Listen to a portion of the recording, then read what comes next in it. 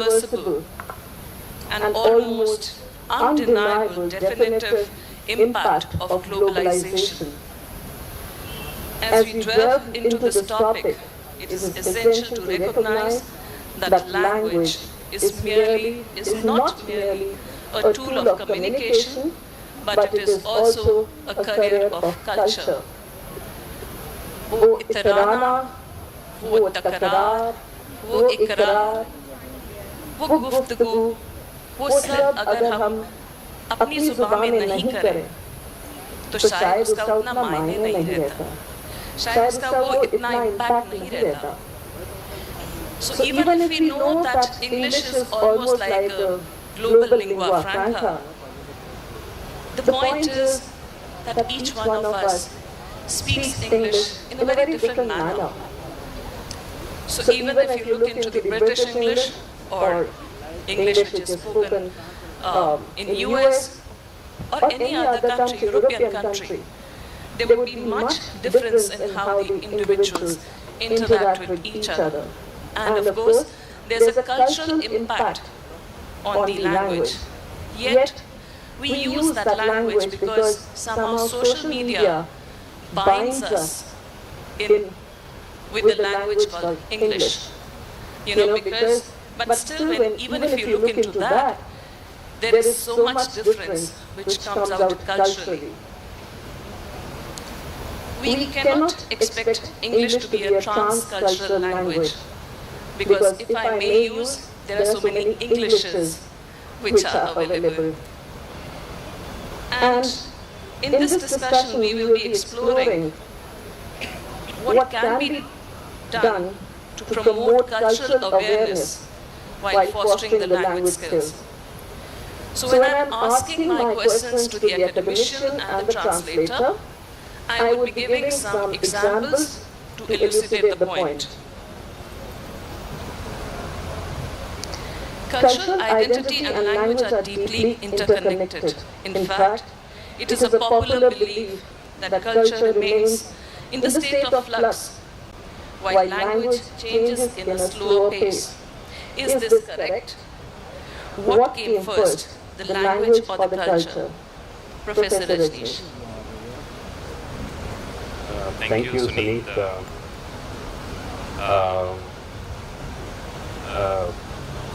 I would like to approach the relationship between cultural identity and the English language from some scenarios from language teaching. I'm basically a language teacher, and it's important for me to establish a relation between language and culture, language and identity, language and cultural identity, and I would also like to talk about language and national identity, because I believe that national identity is something that subsumes everything.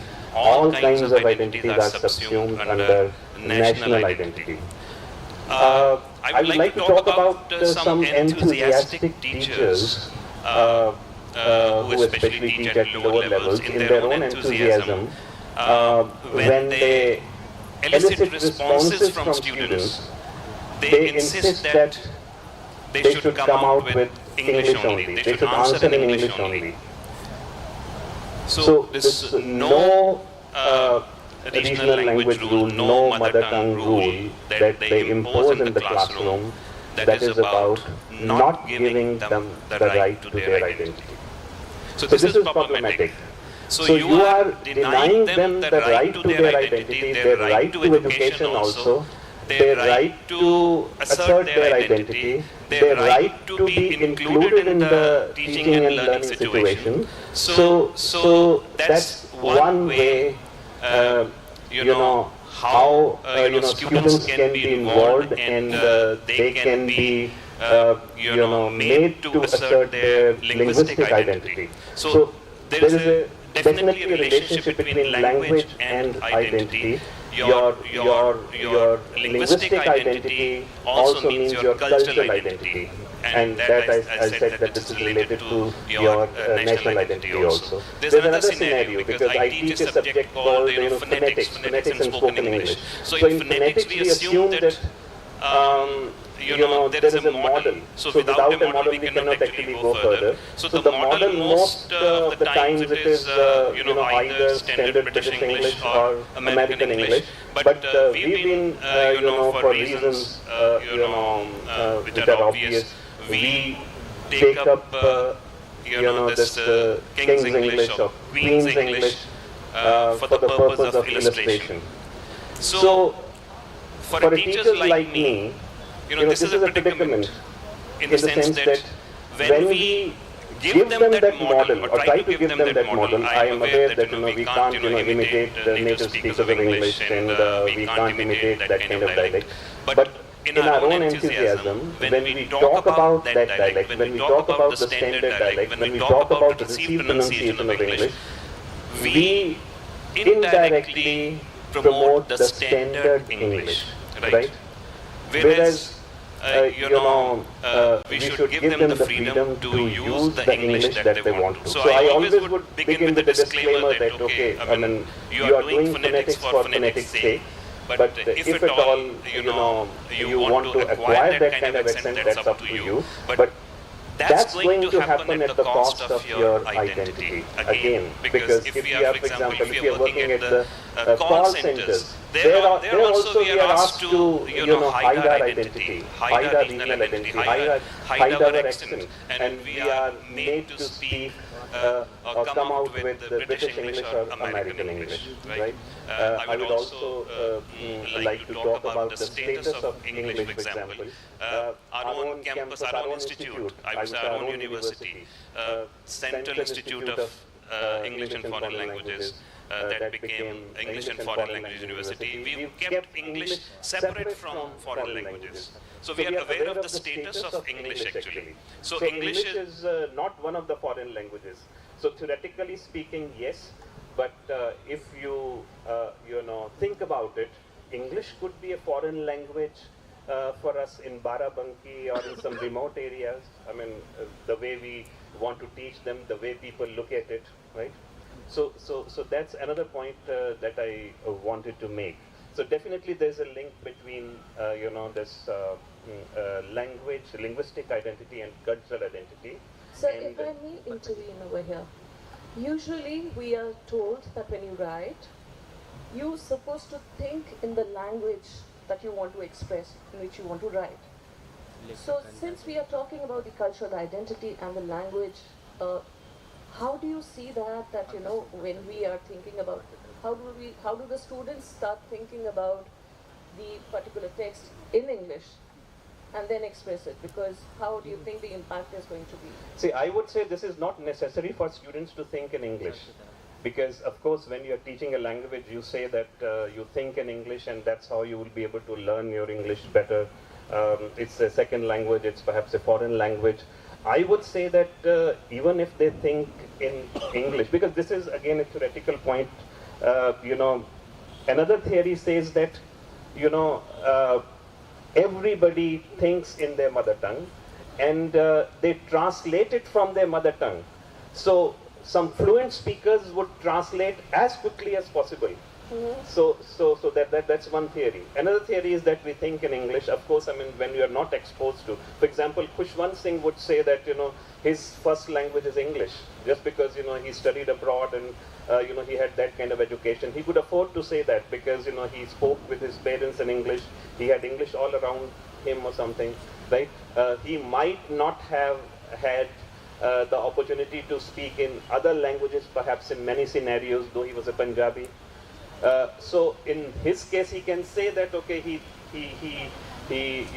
thought in English and then, came out with the kind of English that he had. But I would say this is not necessary, and I would like to go with the theory that, everybody translates, but the translation, that conversion, that from deep structure to surface structure, when it comes, the kind of English that we come out with, that is a matter of translation, I guess. So how many of you, hands up, how many of you actually do it that way, that you think in your language and then you write in English?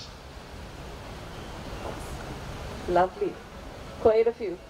So that brings me to the next panelist. The variety of languages with different cultures and necessity to communicate in human life caused translation to be a very effective factor in communicating, exchanging cultures and knowledge. The beauty of languages lies in their ability to convey emotions and nuances that can sometimes be lost in translation. To elucidate, I pulled out one of the stories of Ismat Chugtai from the Rekhta website, and it is the short story titled Ghungat. I would read the Hindi version first. सफेद चांदनी बिछे तख्त पर बगुले के परों से ज्यादा सफेद बालों वाली दादी बिल्कुल संगमरमर का भद्दा सा ढेर मालूम होती थी, जैसे उनके जिस्म में खून की एक बूंद न हो। उनकी हल्की सुरमई आंखों की पुतलियों तक पर सफेदी रींग आई थी, और जब वो अपनी बेनूर आंखें खोलती तो ऐसा मालूम होता सब रोज़न बंद है, खिड़कियां दबीज पर्दों के पीछे सहमी छिपी बैठी हैं. Now this text has been translated by Tahira Naqvi and Sayyida Hamid in the book titled A Chugtai Collection, which is published by the Women Unlimited. And the translated version reads thus: Seated on a divan covered with a white sheet, her hair whiter than the wings of a heron, Grandma looked like an awkward mass of marble. It seemed as though there was not a single drop of blood in her body. White had crept up to the edges of her grey eyes, which, lustreless, reminded one of the casements that were barred of windows hiding fearfully behind thick curtains. Now, for a person who's actually not familiar with the Indian culture or the usage of heron and marble, would actually miss out on what has been translated and what's its significance. So, Rupam, do you think that the beauty of literature gets lost in its translation? What are the points that a translator must take into account while the translation is being done? Can you hear me? Is voice clear? Now? More? Right. I don't think that the beauty of literature gets diluted or distorted in translation. In fact, literature has never been about what is said. It has always been about how you say it. So irrespective of the language in which the literature is written, the job of the translator, especially in literature, is highly demanding. You have to translate not just the words, not just the rhythm, not just the number of syllables. You have to have the capacity to translate the ethos, the meaning, the emotion, and recreate in the target language the very essence of the book that was originally written in another language, which makes the job of the translator far more difficult at times, more than the author, I would sometimes consider, especially in complex texts. So and in India, they're very well. Let me finish. Only. This one, there is this, does the cultural identity of the translator affect this? Because you continue Absolutely, absolutely. Because I would consider Indians as being fabulous translators, because we all happen to be multilingual, irrespective of the mother tongue.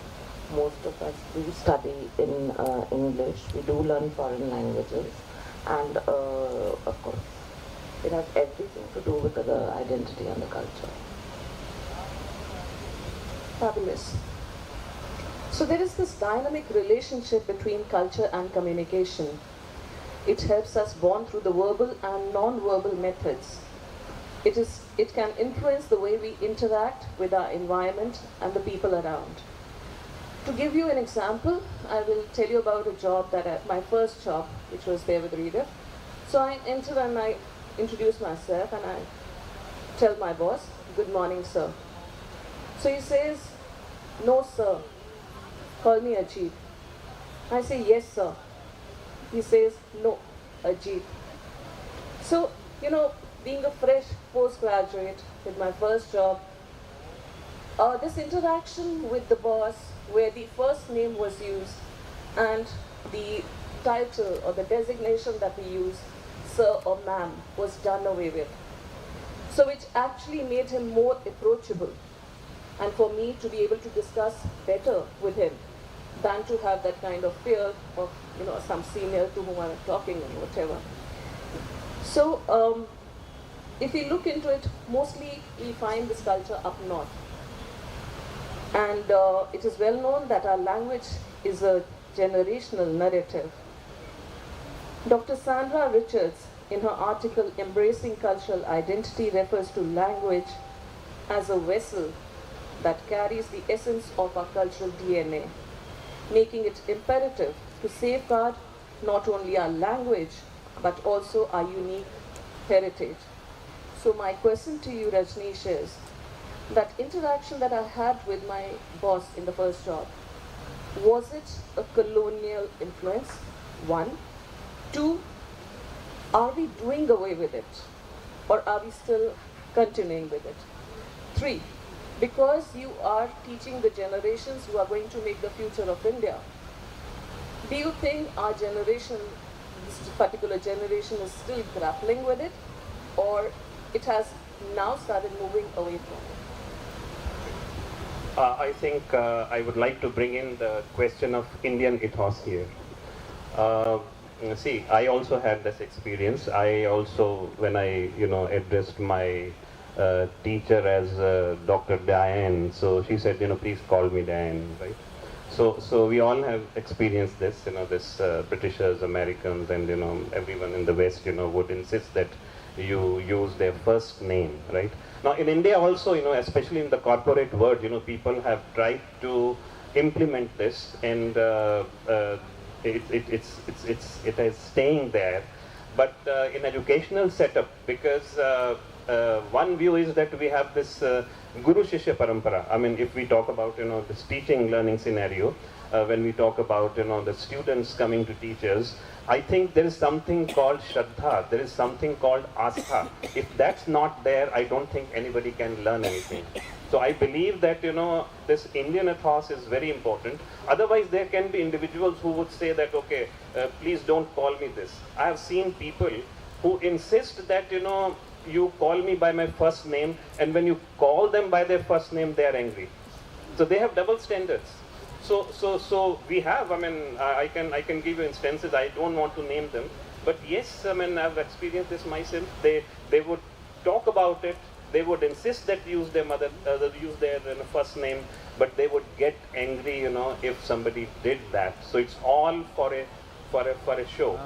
Just a facade or something. So in the heart of heart, even they would like to be addressed as sir or madam or whatever, right? But because it might be fashionable, yes, it's Western influence. It is and there's no harm if some individual wants to adopt this. But definitely, there will be some situations where you need to show that kind of reverence, that kind of shraddha to your seniors, especially in teaching learning scenario, because Indian ethos, I would say, is very important. So it's up to individuals how they want to be, addressed. If they show that they're comfortable with it, let them be comfortable with it. But I think, the rule is that the participant who's junior will wait and get an idea how the other person feels and is comfortable with that. So we have around 1.35 billion English-speaking population across the world. And amongst the Asians, Indians are the leading ones with 265 million speakers or adopters of English. Now, if you look at Japan and Korea, in Japan there are around 30% of total population which knows how to speak English, but only 2% which is fluent with English. And if we actually look into the literature that Indians are studying, we have so many books which are translated from the Korean or the Japanese language. So I think you would have heard of Murakami. So those are the prominent ones which we see in so many editions, so many different translations which have come. And are you aware of haiku, senryu, tanka? All this is also something which has come down from Japanese. Now, I grew up with reading Russian literature, which was translated to English, Misha comics and other literature which used to come down. And if I look into the entire, the way things about translation go, the emergence of Indian English literature, which is influenced by regional languages, it is engaging global audiences, but at the same time, there are works which, we would prefer reading still in the language in which they originated. You would be aware of the Malgudi days. How many of you are aware of the Malgudi days? See, because we have seen the TV series, we have seen the cartoon strips, and if we also discuss about the Madan Lal Madhu's contributions to Hindi literature, they reflect similar themes which are based on the cultural negotiations through translation. And he has translated over 100 Russian classics, bringing the Russian culture to India, or for the understanding of the Indians. Now, if in Hindi and Urdu literature, works of Premchand, Nirmal Verma, Nayyar Masood, Vidya Vindu Singh, Faiz Ahmed Faiz, Ismat Chugtai often delve into the richness of culture and complexities of social identity, gender disparity, and class struggles. So when we look at all these examples, translation therefore is simply a matter of transferring. It is not simply a matter of transferring words from one language to the other. It requires deeper understanding of the cultural nuances and the text behind the words that is being translated. Rupam, how can we ensure that the translated text preserves the meaning and intent of the original literature? It preserves its cultural identity and avoids misinterpretation? And how does a translator keep his identity separate from the text being translated? I'll take the first question. How does the translator ensure that the authenticity of the original text is maintained? A translator is typically a highly skilled person.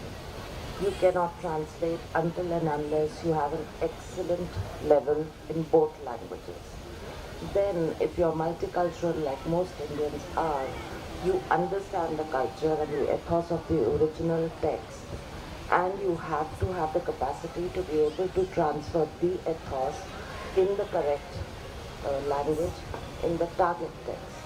For example, my latest book called Nocturne Pondicherry is a collection of stories based in contemporary Pondicherry written in French by an Indian. He had the choice of taking an American translator, a British translator, and an Indian translator. And he chose me for the cultural reason and the cultural sensitivity. After that, in professional publishing, how a good translation is handled is that the publisher has a team of in-house editors who do this full-time. So it goes through a round of highly professional editing to be able to see a complete transformation in translation. That is the way it is ideally done, that is the way it is professionally done. And if you read my latest book, most of my readers have been saying that they can't even believe it's a translation. They think it was originally written in English. So that is the point about identity again. Why did this author not take a British or American translator? Why did he insist on taking an Indian translator? So that speaks for itself.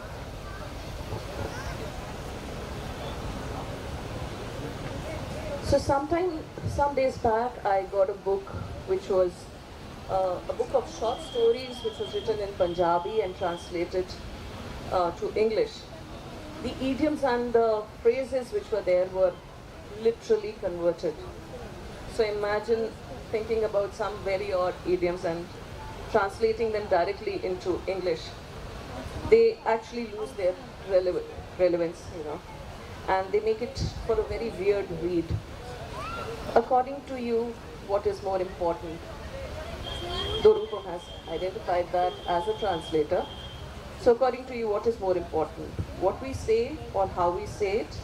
And in the name of social mobility and modernity, is English being pushed down the throats of people who are grappling with superficial level of understanding of a language? Is globalization of English leading to a loss of one's first language? Okay. I think I would need to say a lot on this because I need to talk about globalization, I need to talk about a couple of other things. Globalization, I mean, this global spread of English is part of globalization. And I would say that there's a need to check it. There's a need to check it the way it is spread, right? When we talk about doing English, learning English, teaching English, I think we must have our own standards. We know the importance of English, we want to learn English, we want to teach English, we want to explain to our students the advantages of learning English. We know that we can't do without English, but we will do it in our own terms. We would like to learn what we want to learn. We would like to speak the way we want to speak English. That means we would like to have our own kind of English, our own standards. We can even talk about Indian English. I mean, the concept is very old, but unfortunately we don't have a single document of let's say a dictionary of Indian English or spoken English, where we can refer all these words, where we can check all these words, we can check the usage. We have some Indianisms. We know that I'll just give you one example. For example, the use of respected for dear. Again, that is part of Indian ethos. Many would say this is not English. Fine, this is not English, because Englishmen would not use it. But we use it, our universities use it, it is used in official documents, and academicians also use it. Because it is part of Indian ethos, we need to sometimes say respected sir or respected so-and-so instead of saying dear so-and-so. So again, it's a matter of choice. If you don't want to do it, it's up to you. If you want to do it, do it and say that, yes, we would do English. In fact, it would help if you claim ownership of English. Look at English as one of your own languages and in your own terms. Have your own vocabulary. If it's going in a different direction, no problem, but that has to be your English. Claim ownership. That is very important. Make it part of your own languages. That's how you will have some affinity with English. We can't learn English, by hating English, right? But it would make sense if we have, Indianness as part of English that we want to teach, as part of English that we want to learn, as part of English that we want to propagate. So we can definitely check the influence of English. Of course, this is going in a different direction. And if I talk about, how, our educational, our new education policy is dealing with it, I would say that, there's now a focus on, emphasis on using local languages for teaching at lower levels, especially. Textbooks are being written. This is because, we know that the cognitive ability, would increase if you use your mother tongue, if you learn in the mother tongue. Right in the beginning, if you teach them something in the second language or a foreign language, their full cognitive potential, will not be there, and students will suffer. And this is what is happening. But now things will change. Students would have a choice to use the language that they want to, the local language. They would have right to their identity. They would have right to the cultural identity that they belong to. I think things are going to change. It can be checked, and it is being checked. We are in the process. Yes. In fact, that's what I was going to come to, that being the director of English and Foreign Languages University, how do you intend safeguarding our indigenous literature and language? What are the measures that you're taking in the university, and what are the measures which are being taken nationally? I think the biggest challenge is, attitudinal change. I mean, I'm reminded of, this Googie, this decolonizing the mind. I think we need to decolonize the minds of individuals, because we are slave to English. We don't explain decolonizing? Decolonizing. See, when Britishers or other companies, when they came to India, they colonized. So that was actually their physical presence. But it's possible to control others through or by colonizing their minds and ruling over them. So this is what happens, when one culture asserts its supremacy and colonizes the minds of others, and we become slave to that culture, that dominant culture, and we forget our culture, we forget our roots. I think there's need to check that. So first thing that we need to do is we need to work on our attitudes. We need to work on the minds of individuals, and that we can do right from the beginning when children are small. Because when you don't give them the right to speak in any other language, they unnecessarily get the feeling that English is more important than our own languages. English can never be more important than our own languages. This is what we need to. We are not asking them to erase English. उनकी जो लकीर है वो जितनी भी बड़ी है उसको हम छोटा कर सकते हैं, साथ में अपनी लैंग्वेज की बड़ी लकीर डालकर. This is how our approach would be. We don't want to erase it. We want to make our lकीर bigger. Right? This is amazing. And coming from a director of English and Foreign Languages University, I think this could have been the best shot. Thank you.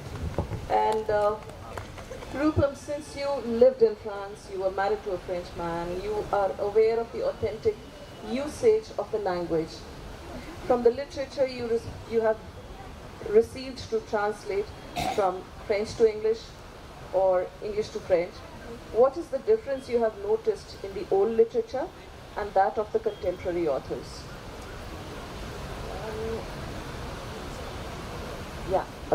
I think the difference between old authors and contemporary authors across the world is that contemporary writing is in a new dimension. Here, we are talking about Generation Z that reads very little. We're talking about modern poetry or contemporary poetry, which is not following rhymes and rhythms. All of that is obsolete now. So obviously literature changes with the times, it changes with technology, it changes in countries. In India, there's like such a big boom in literature, in all the genres, all Indian languages. And when you get down to translating them, you have to be very sure you know what you're talking about. I don't say yes to every translation that comes my way. I only do the ones that I can do well. So, our translator has to be very well informed, and you have to think on your feet. Your head has to be on your shoulders. You don't just become a translator simply because you speak two languages. Could you give some examples of what you did? What were the pointers that you took care of when you were translating the book that you recently have with Ari? With this book, it was a little challenging because Ari... What's the name of the book? Nocturne Pondicherry. Nocturne, like the classical. And could you tell a little more about Ari and then about the book? Now, Ari is an Indian origin author. He's Tamil.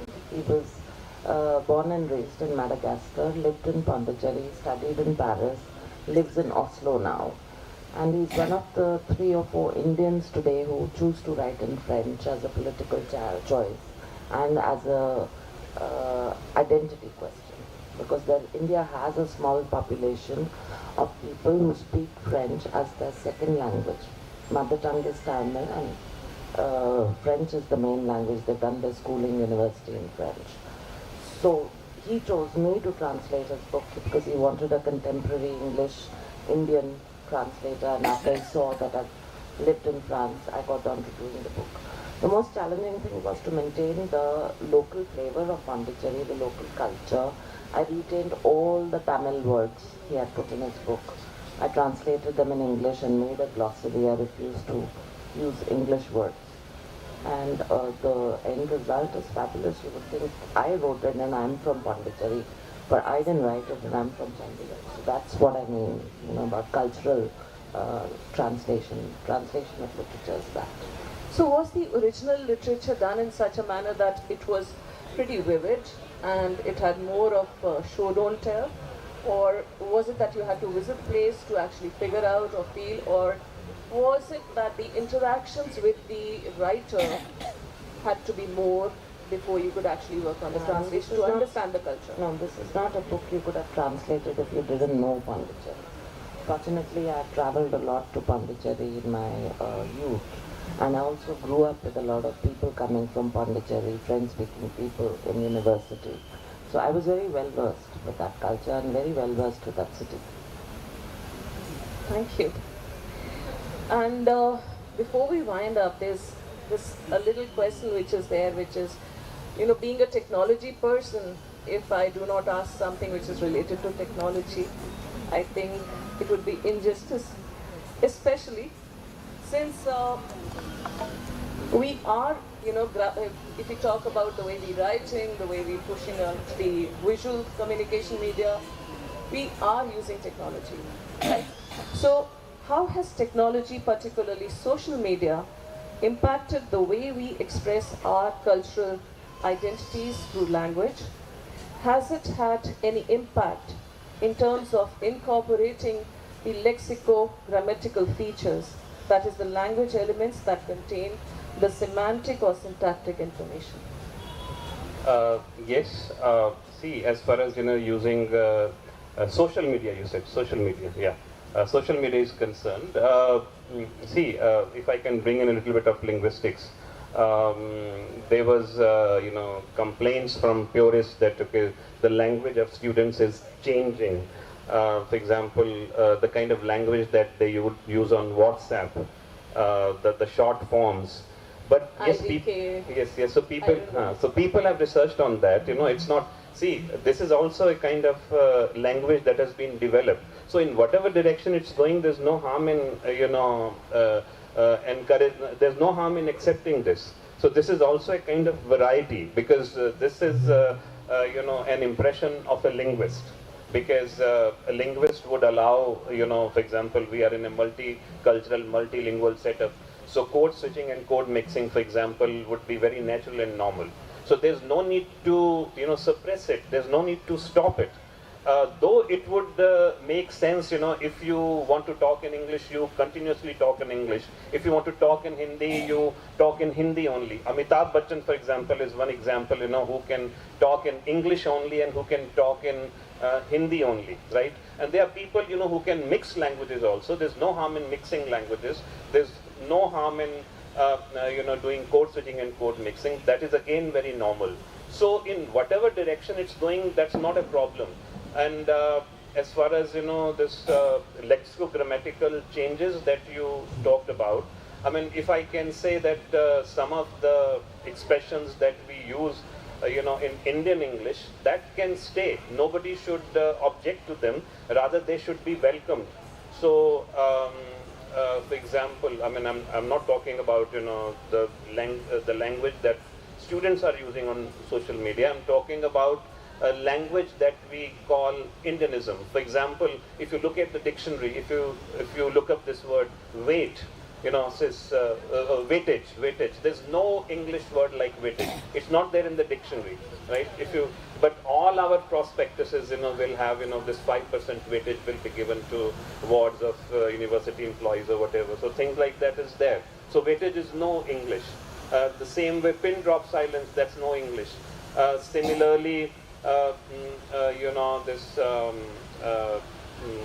the people, as I said, that even respected so and so, they say it's not English, they don't accept it. So like this, there are so many restrictions. Discuss about, for example, we sometimes say discuss about. Discuss about is part of Indianism again. Many people say discuss about, but discuss about is not used. You can accept it as part of Indianism, for example, right? But in standard English, you can say, well, it's not permitted or something. So let them do what they want to do with standard English. We can accept that as standard English or standard British English, but we can have our own standards. So let's have our own Indian English, let's have our own usage, let's have our own pronunciation. Why can't we have it? So once we have it, we'll be comfortable and we'll be able to export English. One of our vice chancellors would say that we should export English, and that's what exactly we are doing. In EFLU Hyderabad, here we don't have infrastructure. Many, students from, or, even officials from South Asian countries and, even from Uzbekistan and Kazakhstan, they are coming to learn English. They learn, the kind of English that we teach them. We don't teach them standard English all the time. When we give them lectures, we give them Indian English, right? We don't give them British English, and they are coming, and we are selling well, I must say. So we are exporting English. I think we must continue to do so, and that's the pride we can take in exporting English, and we'll continue to do so. And all institutions can do this. There's no fun in imitating the West. There's no fun in imitating the kind of language that we speak. For international communication, for example, in a particular conference, for example, if you have ability to speak like an Englishman, no problem. That's an added advantage. If you want to work at a call center, no problem. You can forget your identity for a minute, for half an hour, and take on a different role, but come back to your own English. Don't forget your identity. You should be rooted in Indianisms, Indian ethos, Indian values, Indian culture, and that's how we can promote our culture. Thank you so much. In fact, that part of the using of language and short forms was part of my PhD thesis as well. And I must say they've got an enriching vocabulary there. So that was indeed a pretty enriching session, and I'm sure the audience would have a lot to imbibe from your expertise and the expert comments on various aspects of cultural identity and English language. If there are any questions from the audience, we can take one or two now.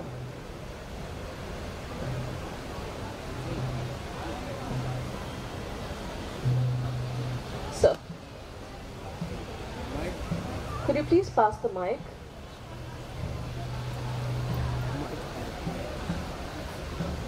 क्या हुआ इसमें? ये मालूम क्या हुआ? You can pass this one.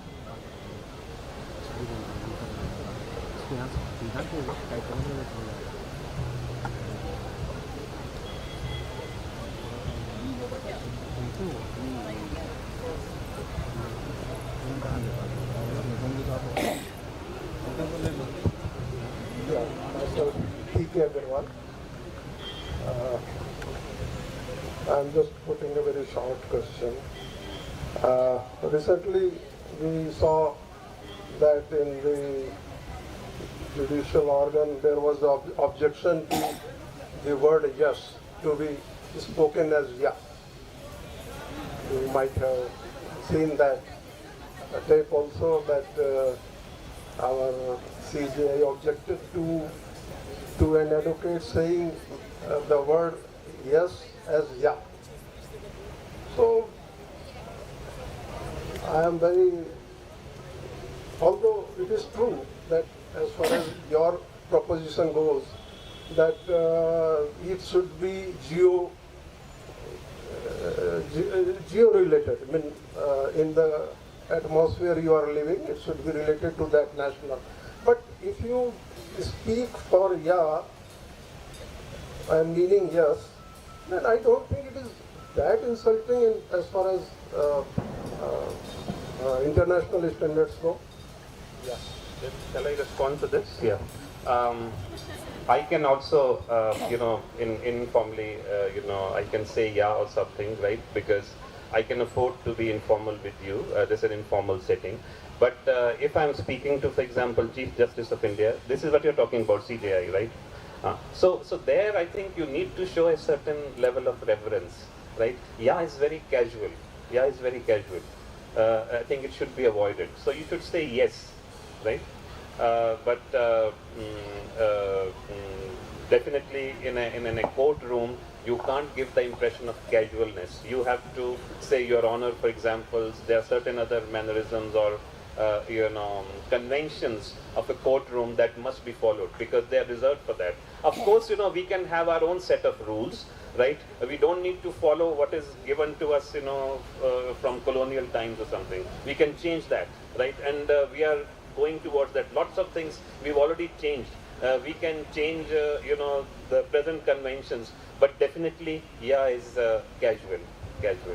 Very deep question. Another question. If anybody is not asking, then I'll just take my time. Yeah. So maybe we can take it after the session is through. Wonderful thing. So I thank the National Book Trust for bestowing this confidence in me to moderate this session. To summarize the takeaways from this session, English may be a powerful tool for communication, but its limited palette of emotions and cultural nuances cannot replace the authenticity and emotional depth that our own language carries. Embrace your cultural identity, stand proudly with your language, and resist the homogenizing influence of English. For information of all, the National Book Trust is established by the Government of India in the year 1957 to promote reading, and it has a very strong translation program in which the books are translated in, I think, 58 languages, and that includes the dialects and the tribal languages as well as Braille. That's pretty laudable and commendable, so I please have a big round of applause for the organizers here. Thank you, Rupam and Rajneesh, for this insightful session. And I leave you with a quote by Nelson Mandela. He once said, "If you talk to a man in a language he understands, it goes to his head.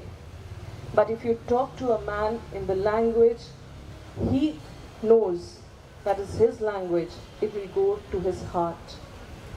Thank you so much. Have a fabulous evening. I thank the panel for this thought-provoking discussion. It was really interesting to have diverse perspectives on the topic cultural identity and English language. I now request Ambrish sir to felicitate you with a token of appreciation.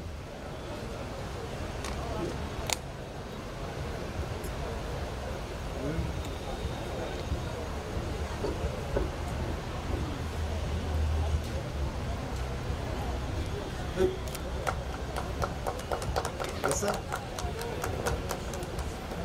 Yes.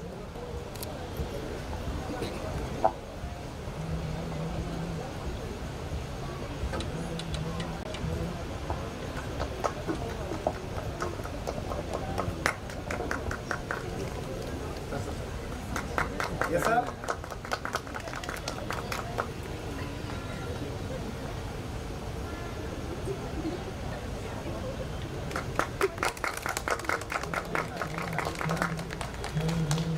Yes, sir.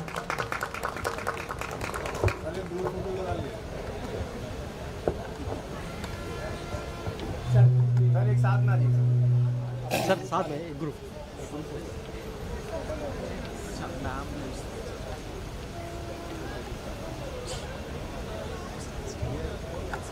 जैसा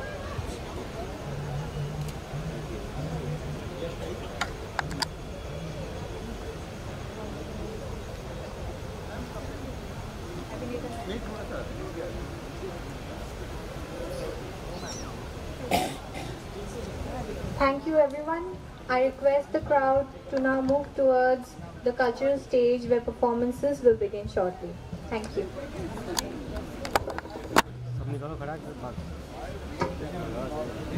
बात तुम निकालो उसको छोड़ो वो करते रहेंगे तुम्हारी अंगूठी रखी है क्या नहीं भाई सामान काहे लेंगे